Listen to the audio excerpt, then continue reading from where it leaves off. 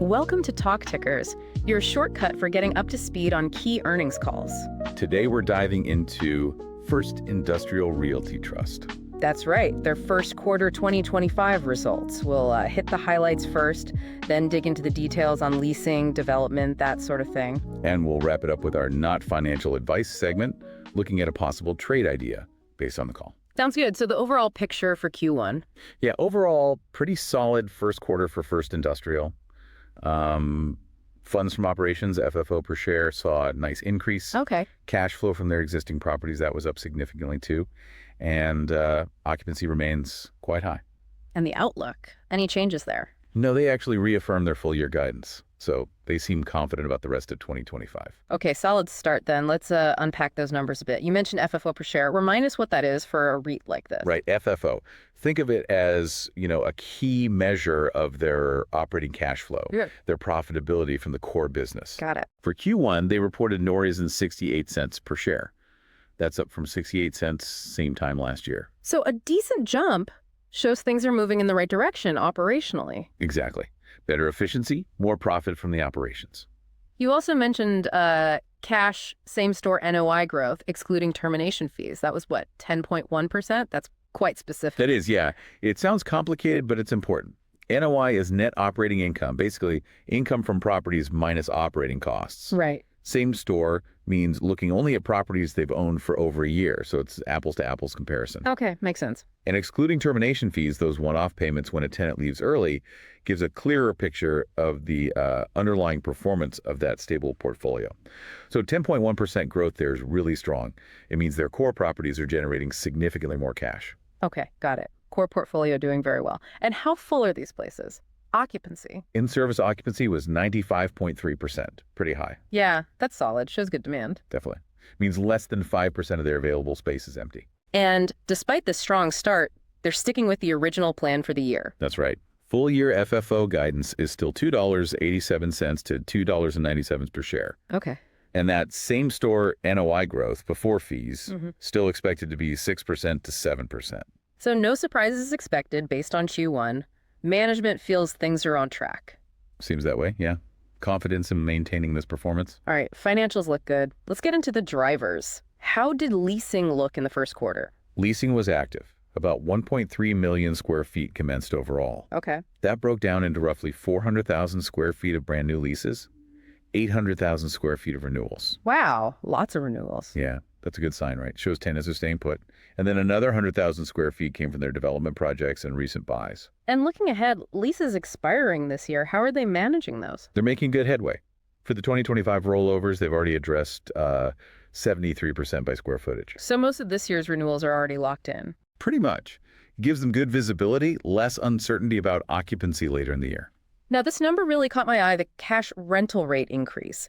30% on new and renewal leases. That seems huge. It is huge. Yeah, 30%. That really speaks to their pricing power. Right. Demand must be strong. Exactly. High demand, maybe limited supply in their markets, lets them push rents up significantly.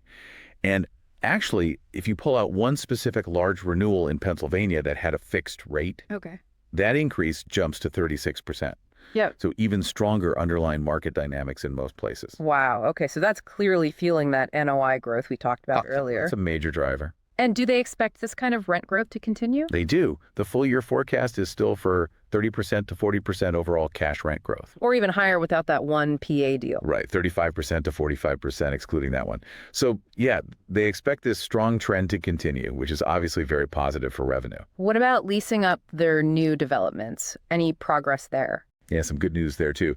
In Denver, at their First 76 project, they expanded an existing tenant. Oh! That brought a 200,000 square foot building to 100% leased. Nice. Shows the buildings work well for tenants even after they move in. Right. They can attract them and then help them grow within the same site. It's a good sign. Okay, let's shift gears then. Development activity itself, what are they building? Well, they're planning to start construction this quarter, actually, Q2, on a 176,000 square foot building in Northwest Dallas. It's in their First Park 121, which is already a fully leased park. Fully leased, the whole park. Yep, 1.2 million square feet, all leased up. So Clearly strong demand in that Lewisville submarket. That Dallas submarket sounds like a hot spot then. It really does. They mentioned vacancy rates there have been super low, like 4 or 5% consistently since late 2022. And this new building is flexible, can take one big tenant or several smaller ones. Plus, it's got extra parking for trucks and trailers, which is a big deal for logistics folks. What's the investment look like for that one? And the return? They're estimating about $23 million for the investment. And they're targeting a cash yield of around 8%.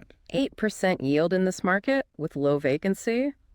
Sounds pretty attractive. Yeah, I think it seems like a solid bet for them. They're also active in Philadelphia, I saw. An acquisition. That's right. They bought a 61-acre site in the Newcastle submarket there for $16 million. Newcastle. Isn't that near another one of their projects? It is, yeah. It's close to their first state crossing project, which has been successful. So it suggests they know this area well and they like it. And potential for a lot of building on that site. Huge potential. It can handle about 830,000 square feet of future development. And they're not just sitting on the land, are they? Starting construction too. Correct. Also in Q2, they're starting a 226,000 square foot building in that same Philly-Newcastle submarket. Okay. This one's interesting because it's divisible. And they're specifically aiming at tenants needing 50,000 to 100,000 square feet. A specific size bracket. Is demand good there? Apparently so. They said vacancy for that size range in that submarket is only around 5%. So another targeted development in an area with low supply. Exactly. The investment here is projected at $31 million, again targeting roughly an 8% cash yield. Strategic. Makes sense. Okay, moving from building things to buying things, those Phoenix acquisitions. Right. They bought 2 buildings in Phoenix, fully leased, pretty new developments. How big? Combined, it's about 800,000 square feet, Building A and Building B. They bought them from a joint venture they were part of. Okay. So they know the assets well. Presumably, yes. Oh. The price was $120 million, adjusted for their JV profit share. These are high-quality buildings, 40-foot clear height, great location on Loop 303. And fully leased, you said? Yep, 100% leased to 3 tenants. And the average lease term left is about 7 years, so good income stability there. What about the price they paid? Did they get a good deal? They seem to think so. The initial cash yield is 6.4%. And how does that compare to market rates? They pointed out that it's better than the estimated market cap rates for similar properties in Phoenix, which some third party estimated at maybe 5.25% in Q1. So they bought income-producing assets at a yield potentially above the going market rate. That seems to be the argument, yes. An attractive acquisition from their perspective. Okay, let's touch on the money side, capital markets. How are they managing their debt? They've been busy there, too, in a good way. They renewed and actually upsized their main revolving credit facility. Oh, yeah. By how much? Added $100 million, so it's now $850 million total. They also pushed a maturity date out to 2030. Good move for flexibility. Any other debt adjustments? Yep. They also renewed a $200 million term loan, again with options to extend way out to potentially 2030. And they exercised an extension on another $300 million loan, pushing its maturity to August 2026. So basically pushing out their debt deadlines. Exactly. They've smoothed out their maturity schedule. Right. If they use all their extension options, the next big chunk of debt isn't due until 2027. Gives them breathing room. Okay, that makes sense. So last section here, let's talk about their broader market view. Anything jump out from their commentary or guidance themes? Tariffs came up. They did mention tariffs. Management's watching that situation closely. Understandable. They acknowledge the uncertainty, how it could potentially impact business decisions, maybe slow down leasing or investment if things remain unclear. What about the overall industrial market? Still healthy. They noted that vacancy in the big Tier 1 U.S. markets was still pretty low at the end of Q1, around 5.9%. That's still quite tight. It is. And interestingly, they pointed out that new construction starts are way down nationally, like 75% lower than the peak back in Q3 2022. Wow, 75% drop in new starts. That could help keep supply in check, right? That's the potential implication, yeah. Less new supply could definitely support occupancy and rental rates going forward. And their own occupancy forecast for the year, did they give specifics? They did. Their guidance assumes average occupancy between 95% and 96% for the year. They expect maybe a little dip in Q2, but then it should pick back up by year end. Why the expected pickup later in the year? It's tied to specific leasing assumptions. They're banking on leasing up about 1.5 million square feet of their development projects in Q4. Okay. And also leasing a big 708,000 square foot building they have in central Pennsylvania, also assumed for Q4. So hitting their numbers depends partly on getting those specific leases signed late in the year. That's what they indicated. They did put a number on it. If those leases don't happen as planned, it could knock about 2 cents per share off their FFO for the year. Okay, good to know. Any other quick market observations? Let's see. They mentioned short-term lease demand exists, but it's not really their focus. Right. Demand for really big spaces, 750,000 square feet plus, is apparently quite active in Southern California's Inland Empire. Interesting. And across their markets, smaller and mid-sized tenants remain active. They did reiterate that tariff uncertainty is causing some tenants to pause on new leases. Right, the point from earlier. But, importantly, tenants who are renewing their existing leases are still doing it about 6 months ahead of time, which suggests confidence in their own businesses. That's a good counterpoint. And they feel most of their own business isn't directly in the line of fire from the current tariff talks anyway. Okay, that provides some good context. Right then, let's move to our This Is Not Financial Advices segment. Time for some creative thinking based on the call. All right. Outrageous but plausible trade idea number 1. Let's hear it. So, First Industrial is clearly bullish on that Northwest Dallas, Lewisville submarket, right? Low vacancy, good yields on their new build. Yeah, they made a strong case for it. Okay, so instead of just looking at First Industrial, what about companies that support the logistics activity that happens in those buildings? Think regional trucking companies focused on DFW, maybe warehousing support services, last-mile delivery specialists concentrated in that metroplex. Interesting. A derivative play on the submarket's growth. Exactly.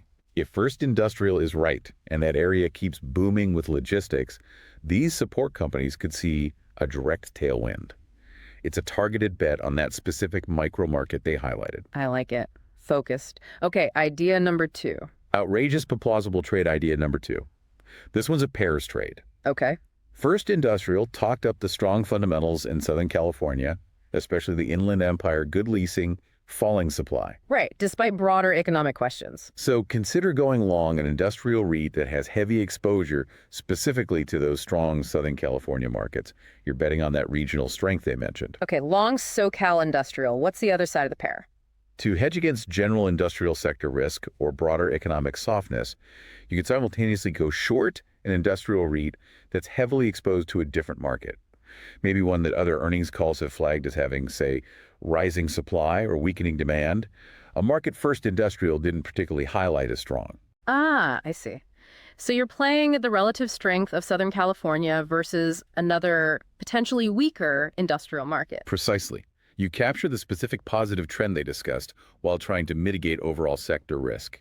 Okay. 2 interesting, definitely speculative ideas there. And that brings us to the end of our deep dive on First Industrial's Q1 2025 call.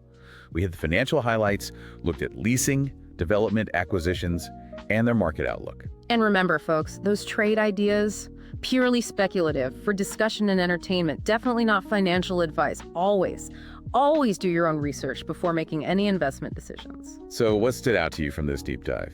Any areas you found particularly interesting or want to hear more about next time? Let us know. We want these deep dives to be useful for you. Absolutely. Thanks for tuning in to TalkTickers.